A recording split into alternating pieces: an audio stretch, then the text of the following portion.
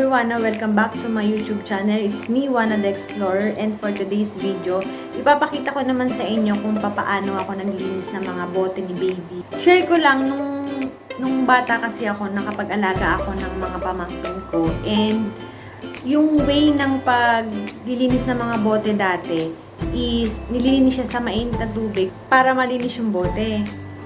So, ngayon, may nagregalo sa akin nung panglinis ng bote ng baby. Nagregalo sa akin itong multi-function steam sterilizer. So, nakasama ko na rin ito dun sa isa kong vlog, dun sa mga gamit ni baby.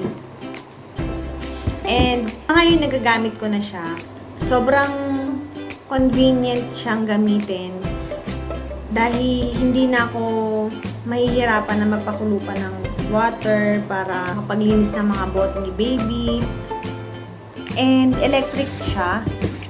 So, isasaksak mo lang siya. Ito yung video na ginagamit ko na siya. Paano ko siya gamitin.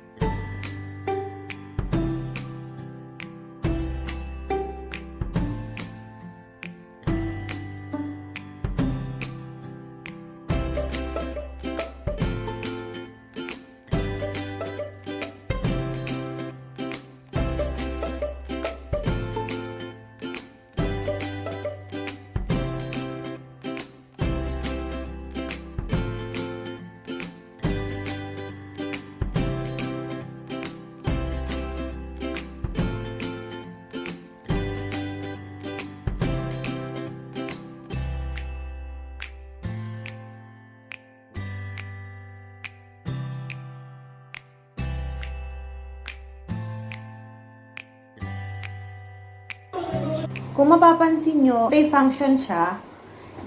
Meron siyang linisan ng bote.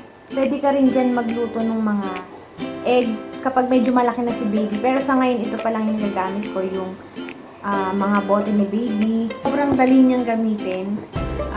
Pagkatapos mong hugasan yung mga bote, ilalagay mo lang siya dyan. Tapos, antay ka lang ng mga 9 minutes. Okay na. Pwede ka na ulit mag-ready ng mga